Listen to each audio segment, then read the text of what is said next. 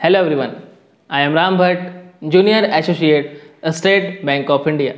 So in this video, I will tell you how I prepared quant section for banking examination.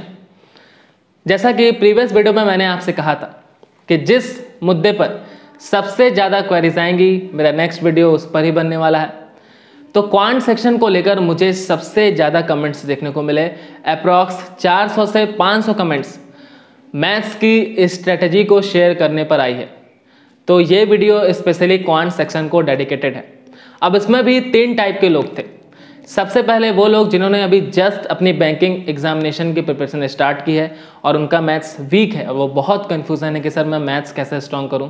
हो सकता है वो art background के हों, हो सकता है वो कॉमर्स बैकग्राउंड के हों, या हो सकता है वो मैथ्स बैकग्राउंड के ही हों बट उनका मैथ्स वीक है, तो वो कैसे स्ट्रॉन्ग करें। दूसरे टाइप के वो लोग जो कि मैथ्स पढ़ भी चुके हैं, जिनको मैथ्स आती भी है बट उनका प्री एग्जामिनेशन में मैथ्स में अच्छा स्कोर नहीं हो पा रहा है। और तीसरे टाइप के वो लोग जिन्होंने मैथ्स पढ़ भी ली है, प्री एग्जामिनेशन में अच्छा स्कोर भी कर रहे हैं बट मेंस एग्जामिनेशन में उनको मैथ्स समझ नहीं आता है कि मैथ्स कैसे सॉल्व करें और वहाँ पर उनका स्कोर कम होने की वजह से मेंस एग्जामिनेशन क्लियर नहीं हो पा रहा है। तो ये 3 टाइप की प्रॉब्लम्स हैं और मैं बता दूं कि हर एस्पिरेंट के साथ होती है, मेरे साथ भी हुई थी। इसीलिए मैं आपको यहाँ पर सजेशन देने वाला हूँ कि आपको इस प्रॉब्लम को कैसे टैकल करना है। तो चलिए शुरू करते हैं। सबसे पहले उनके लिए बताऊँगा जो कि बिल्कुल बिगिनर्स हैं। देखिए, आपने अभी जस्ट प्रिपरेशन स्टार्ट की है तो आपको क्या करना है। सबसे पहले आपको मैथ्स के सिलेबस को चेक करना है। जब आप मैथ्स के सिलेबस को चेक करेंगे तो आपको 12 से 13 चैप्टर्स मिलेंगे जो कि मैथ्स के अंदर हैं बैंकिंग एग्जामिनेशन।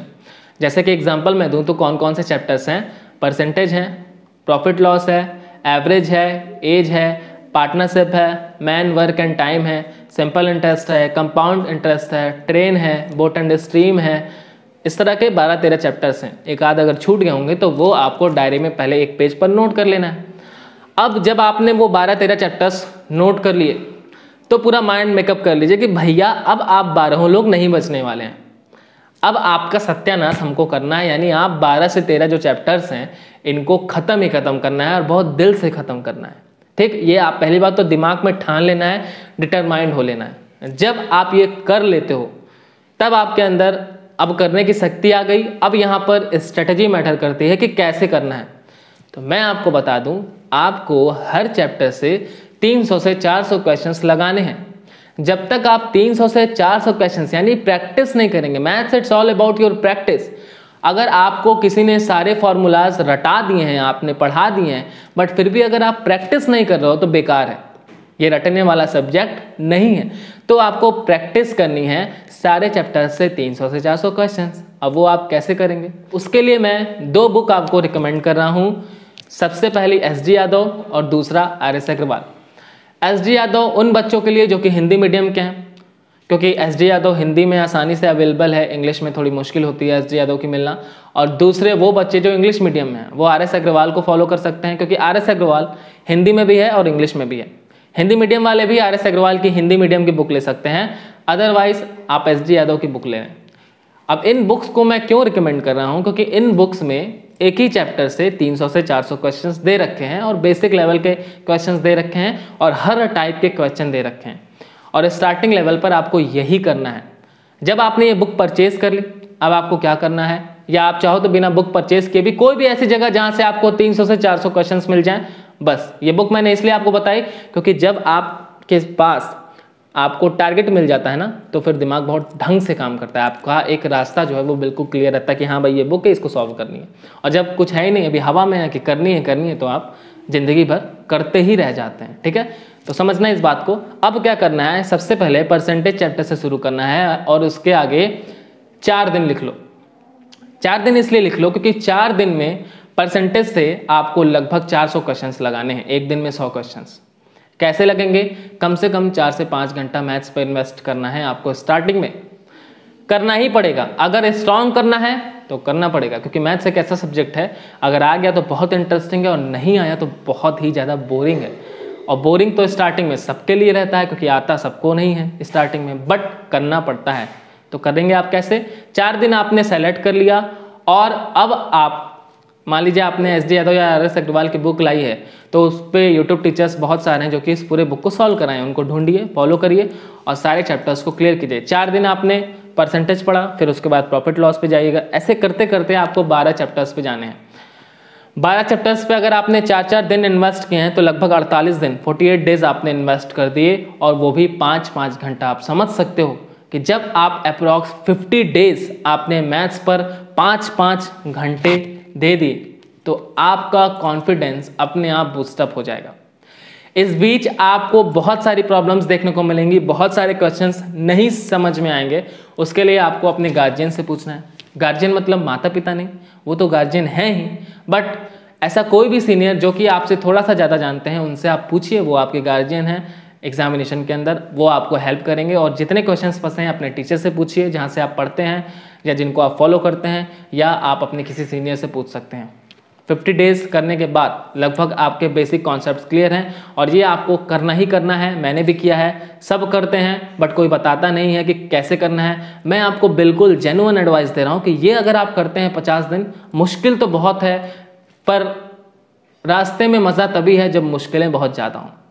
अगर रास्ते आप बहुत आसान हैं तो मज़ा नहीं, सब लोग चल लेंगे, बट अगर मुश्किलें बहुत ज़्यादा हैं तो फिर मज़ा है। तो मुश्किलें हैं और आपको बिल्कुल घबराना नहीं है। बहुत आराम से 50 दिन आपको 5-5 घंटे पढ़ने हैं, 300-400 क्वेश्चंस लगाने हैं। जब आप ये कर लेते हो, अब आप उस जोन में आ जाते हो कि 50 दिन के बाद हो सकता है आपका कोई प्री एग्ज़ाम हो जाए, या अब आप उस जोन में आ चुके हो कि आप प्री एग्जामिनेशन में जाने के लिए तैयार हो।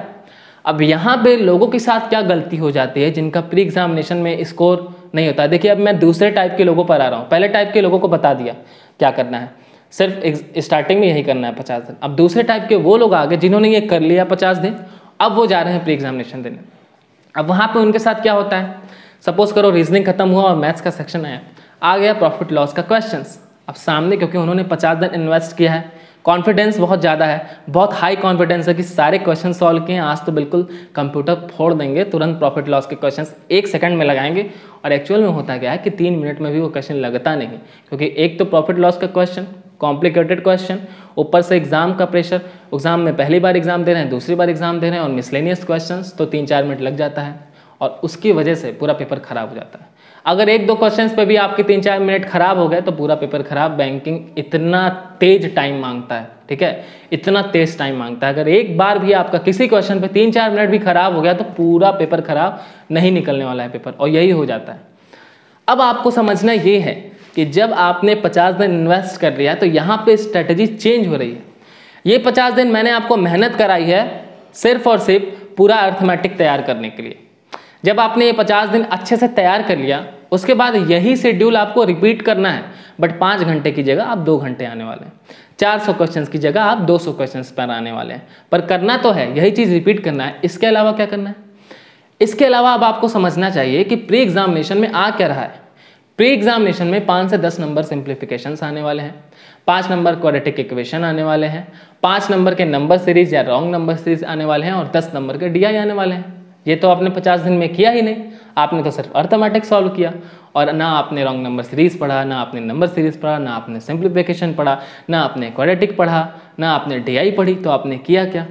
तो अब आपको करना ये है कि आपको डेली 2 से 2.5 घंटा में क्या क्या सॉल्व करना है। सिंप्लीफिकेशन सॉल्व करना है, आपको क्वाड्रेटिक इक्वेशन सॉल्व करना है, आपको नंबर सीरीज और रॉन्ग नंबर सीरीज सॉल्व करना है, और आपको प्री लेवल की बार ग्राफ, सर्कुलर ग्राफ, जो भी ग्राफ वाली DI है वो सॉल्व करना है, ठीक है। जब आप ये करने लगते हैं तब आपको समझ में आता है कि एक्चुअल में जो प्री एग्जामिनेशन है और जो हमने 50 दिन पढ़ा है वो जो है वो मुश्किल से 5-7 क्वेश्चंस आ रहे हैं, बाकी जो हमने नहीं पढ़ा है वो आ रहा है।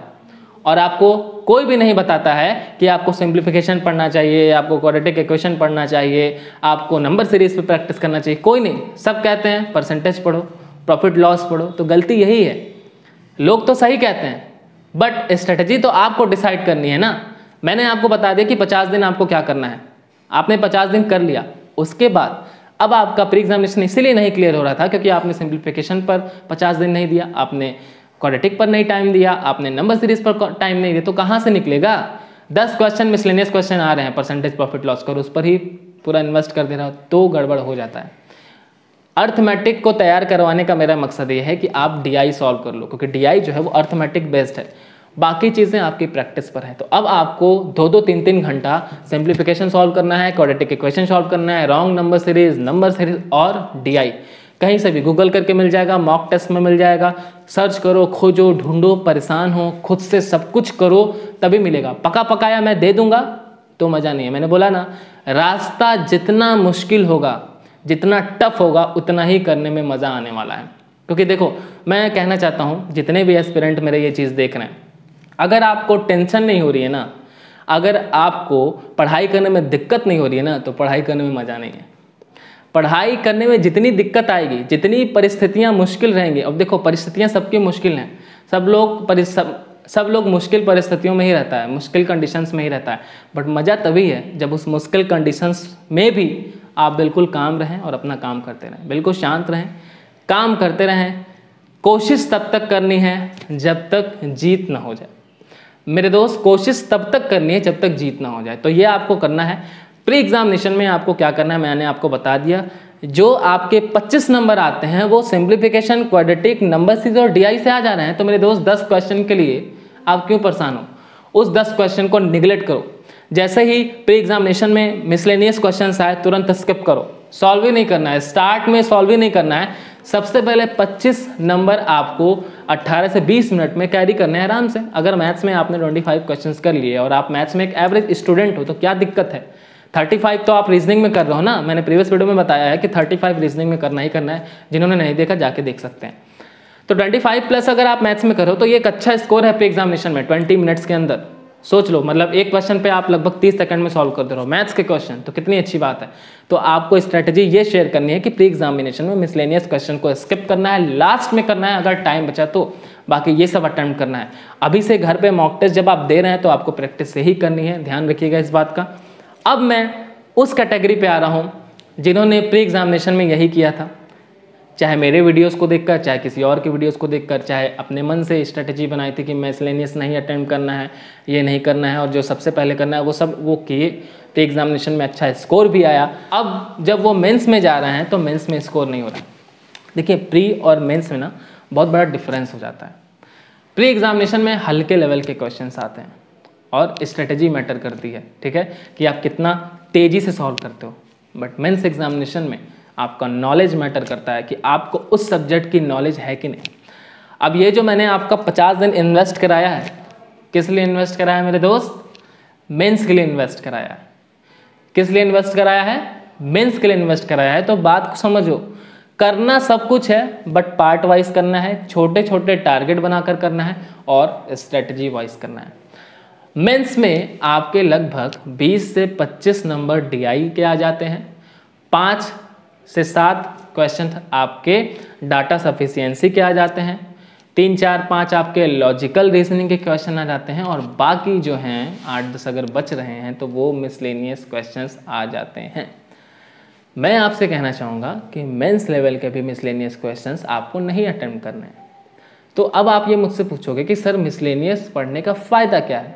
मिसलेनियस पढ़ने का फ़ायदा ये है कि जो आपके 25 नंबर का DI आते हैं ना मेरे दोस्त, मैं आपसे कहना चाहूँगा कि उसमें 2 DI आउट ऑफ सिलेबस होते हैं, यानी इतने टफ होते हैं ना कि वो किसी से सॉल्व होने वाले नहीं।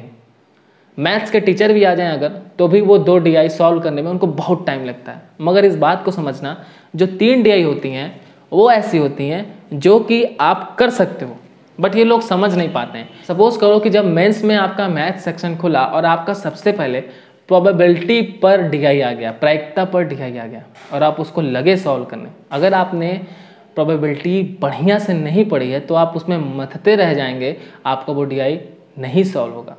तो आपको ये समझना चाहिए कि जो 25 क्वेश्चंस आ रहे हैं DI के, 5 DI आ रहे हैं, उसमें 2 DI बहुत टफ लेवल की दिया जा रही है और वो एग्जामिनर भी जान रहा है कि इसमें बहुत लोग 90% लोग फंसेंगे और आप उसी 90% लोगों में से हैं जो कि फंस जा रहा है। बट आपको यहाँ माइंड गेम खेलना है, आपको वो DI खोजनी है जहाँ से आपके क्वेश्चन सॉल्व हों और DI काफ़ी बड़ी होने वाली है और क्वेश्चंस काफ़ी बड़े होते हैं। बट अगर आपने प्रैक्टिस नहीं की है तो आप सॉल्व नहीं कर पाएंगे। तो इसीलिए मैं कहता हूँ कि अगर आपको मेंस क्लियर करना है तो मैं हमेशा कहता हूँ कि अगर आपके प्री एग्जामिनेशन क्लियर होने लगे हैं तो मेंस के मॉक टेस्ट देना शुरू कर दिया करिए। जब आप मेंस के मॉक टेस्ट देना शुरू करते हैं और जब उसमें मैथ सेक्शन खुलता है तो आपको यही आइडेंटिफाई करना रहता है कि कौन सा डीआई बिल्कुल लेवल का नहीं है मेरे और कौन सा डीआई में से 3-4 क्वेश्चन मैं कर लूँगा। ये आपको आइडेंटिफाई करके प्रैक्टिस करनी होती है। मेंस लेवल की जो डीआई है वो बहुत ज़्यादा लोग पढ़ाते नहीं हैं, ठीक है। यूट्यूब पे कुछ टीचर्स हैं जो पढ़ाते हैं, आप चाहें तो उनको देख सकते हैं। बट मैं आपसे कह रहा हूँ कि अगर आपने 50 दिन ये इन्वेस्ट किया, फिर प्री एग्जामिनेशन के लिए ये सब इन्वेस्ट किया, फिर आपने मेंस एग्जामिनेशन का मॉक देना शुरू किया और आप किसी टीचर से इतना टाइम से पढ़ रहे हो, लगभग आपको इतने दिन इतना करते करते आपको 5-6 महीना हो जाएंगे, तब मैं आपको कहता हूं कि मेंस लेवल की बहुत ज़्यादा ढूंढने की ज़रूरत नहीं है कि मुझे कौन डीआई पढ़ा दे, कौन कहां से पढ़ा दे। ऑलरेडी आपने 6 महीना पढ़ रखा है। अब आपको डीआई को कैसे सॉल्व करना है ये आपके ऊपर है, ये आपको समझना है। अगर आपको अभी भी नहीं समझ में आ रहा है तो आप किसी टीचर को फॉलो करिए, अदरवाइज खुद से प्रैक्टिस कीजिए। जितना ज़्यादा आपके सामने डाटा इंटरप्रिटेशन आएगा आप उसको सॉल्व करेंगे, आप उसको फंसेंगे, आप उस पर टाइम देंगे और खुद से रिजॉल्व करेंगे, वो ज़्यादा बेटर रहेगा। तरीके आपने 6 महीने में सीख लिए भाई। पूरा अर्थमेटिक मैंने आपको पढ़ा दिया 50 दिन में, प्री एग्जामिनेशन के लिए सब कुछ पढ़ लिया, मैथ्स में स्पीड भी इंक्रीज हो गई, सब कुछ हो गया। अब क्या करना है, मेंस लेवल की जो डीआई है वो आपको करनी चाहिए। वो आप चाहे किसी टीचर से पढ़िए, चाहे खुद से सॉल्व करिए। खुद से सॉल्व करने के लिए आपको हर दूसरे तीसरे दिन मेंस का मॉक देना है और ये करना पड़ेगा। मैंने भी किया था, आपको भी करना पड़ेगा। मेंस का मॉक दीजिए। अगर मेंस के मॉक की डीआई नहीं सॉल्व हो पा रही है तो किसी सीनियर से जाके पूछिए। नहीं, कोई सीनियर ही नहीं है आपका, किसी टीचर से पूछिए। कोई टीचर ही नहीं है आपके तो यूट्यूब पर फॉलो करिए, उस टाइप के डीआई को सॉल्व करिए, देखिए, खोजिए, तब तो सॉल्व होगा। जब आपने मेंस लेवल का डीआई भी सॉल्व कर लिया है तब आपको क्या करना है, जब मेंस सेक्शन आपका खुलता है मैथ्स का तो डीआई ही सॉल्व करनी है। मिसलेनियस क्वेश्चन पर भागना नहीं है, डीआई सॉल्व करनी है, प्रॉपर टाइम देना है। जब आपने 15-16 क्वेश्चंस डीआई से निकाल लिए तब आप मिसलेनियस क्वेश्चंस पर जाएंगे। डाटा सफिशिएंसी के क्वेश्चंस आप सॉल्व कर सकते हैं, आपको देखना है लोग कैसे सॉल्व कर रहे हैं। उसके बाद लॉजिकल रीजनिंग के कुछ क्वेश्चंस होते हैं वो भी आप सॉल्व कर सकते हैं, समझ सकते हैं। तो ये सारी चीज़ें आपको समझनी चाहिए कि मेंस कैसे क्लियर होगा। मेंस ऐसा नहीं क्लियर होगा कि आपने कुछ भी अटेम्प्ट कर दिया और आपका एग्जामिनेशन क्लियर हो गया। मेंस बहुत नॉलेजफुल लोगों का क्लियर होता है, जिनको ये मालूम होता है कि दर्द कहाँ पर होने वाला है और आराम कहाँ पर होने वाला है। तो आपको एग्जामिनर की नस पकड़नी है कि कहाँ पर उसने हल्का डीआई दिया है, कहाँ पर टफ दिया है, कहाँ पर डाटा सफिशिएंसी करने लायक है और कहाँ पर लॉजिकल रीजनिंग करने लायक है। ये सब आप जब समझेंगे तभी मेंस एग्जामिनेशन क्लियर होगा। और एक बात मैं आपको और बता दूँ, मैथ्स एक ऐसा सब्जेक्ट है जिसमें सब लोग इंटरेस्टेड हैं और सब लोग बहुत मन से कर रहे हैं। और अगर आपने आर्ट बैकग्राउंड से पढ़ाई की है, कॉमर्स बैकग्राउंड से पढ़ाई की है, या आपने शुरू से मैथ्स बैकग्राउंड भी पढ़ा है बट आपको मैथ्स में उतना इंटरेस्ट नहीं था, तो अब आपको मैथ्स में मेंस में 40 में 40 लाने की ज़रूरत नहीं है मेरे दोस्त। आपको यहाँ पर अपने दिमाग से काम करना है कि अगर आपका मैथ्स थोड़ा हल्का है तो आप 20 नंबर लाओ मैथ्स में, 15 नंबर लेके आओ मैथ्स में, 10 नंबर लेके आओ, बट अदर सब्जेक्ट में तो ज़्यादा नंबर लाओ। अब क्या होता है, अदर सब्जेक्ट में भी आप जीए में भी 15 ही नंबर ला रहे हो, मैथ्स में भी 15 ला रहे हो, इंग्लिश में भी 10 ही ला रहे हो, तो फिर फ़ायदा क्या। अगर आपको पता है कि मेंस लेवल में मैथ्स मेरे 15 क्वेश्चन ही बन पाते हैं, पीओ में 10-12 बन पाते हैं, क्लर्क में 15-20 बन पाते हैं, तो क्यों परेशान हो। बाकी सब्जेक्ट्स को ओवरऑल क्लियर करो, मैथ्स उतना ही अटेंड करो जितने में सेक्शन क्लियर हो जाए। जीए स्ट्रॉन्ग कर लो, इंग्लिश स्ट्रॉन्ग कर लो, करंट अफेयर्स स्ट्रॉन्ग कर लो, रीजनिंग स्ट्रॉन्ग कर लो। मैंने बताया हुआ है ऑलरेडी वीडियोस में, एक सब्जेक्ट को बहुत ही अच्छे से तैयार करना है। तो मेंस ऐसे आपका क्लियर होने वाला है। एकदम साफ सुथरी स्ट्रेटजी मैंने आपको बताई है। मेंस का मॉक टेस्ट हर दूसरे तीसरे दिन दो, उसमें डीआई ही सॉल्व करो, मिसलेनियस क्वेश्चंस को बाद में सॉल्व करो, डाटा सफिशिएंसी को सॉल्व करो, लॉजिकल रीजनिंग के अगर कुछ क्वेश्चंस आपको मैथ्स में देखने को मिले तो आप सॉल्व कर सकते हैं, और जितने भी नए तरीके के क्वेश्चंस दिखें उनको भी सॉल्व करिए मैथ्स में। जब ये आप करते हैं तो मेंस एग्जामिनेशन आपका आराम से क्लियर हो जाएगा, मैथ्स सेक्शन भी क्लियर हो जाएगा। और अगर मैथ्स में बहुत ज़्यादा नंबर लाने हैं तब तो सब पढ़ो, बट अगर ऐसा लग रहा है कि 10, 12, 15 क्वेश्चन आ जाएं, इतने ही आ जाएं तो काफ़ी है, तो प्रैक्टिस करो, बाकी सब्जेक्ट्स को तो स्ट्रांग बनाओ। तो ये पूरी एक स्ट्रेटजी है जो आपको बनाकर चलनी पड़ेगी। एक पूरा चक्रव्यूह बना हुआ है मेंस को तोड़ने के लिए, जिसको आपको तोड़ना पड़ेगा, तो समझना पड़ेगा। स्ट्रेटजी बढ़िया से बनाइए, मेंस एग्जामिनेशन को क्लियर करिए।